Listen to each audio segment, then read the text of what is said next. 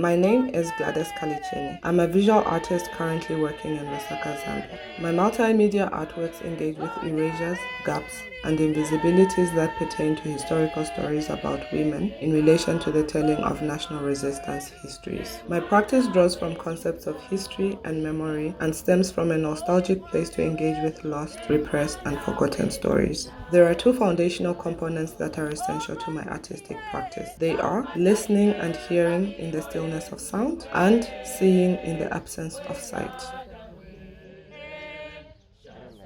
Archives as complex spaces of cognition form an integral part of my artistic practice, as they often form the starting point of much of the production of my artwork. I'm interested in them as spaces that both conceal and reveal.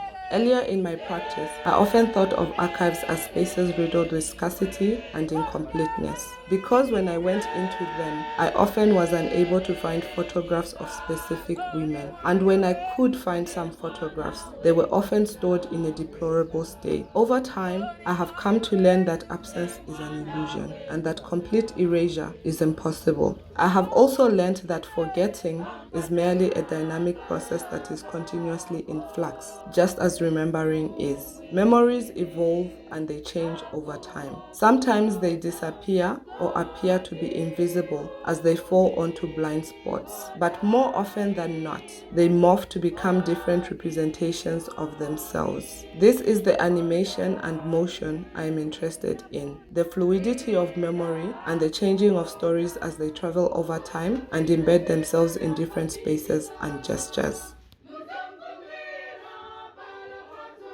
Perhaps my video work titled "These Practices Are Done in Sharing Her Stories" best responds to this question. In this project, I invite women to participate in conversations and performances which I then film. In the work that results as video installations, women are seen washing hands, feet, and their faces.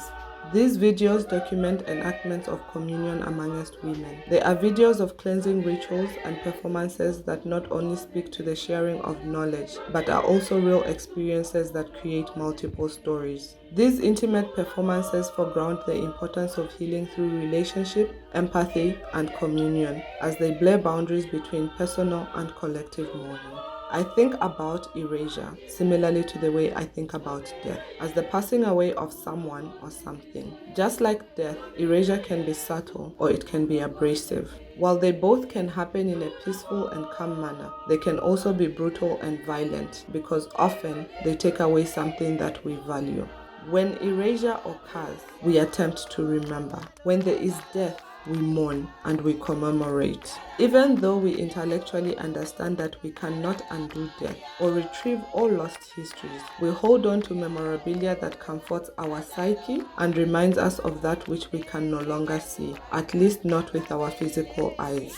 Intertwining some personal stories with narratives that I draw from the archives is an attempt to refocus and reshape remembrance within the context of my work as an active and meaningful performative gesture of caring and of solidarity.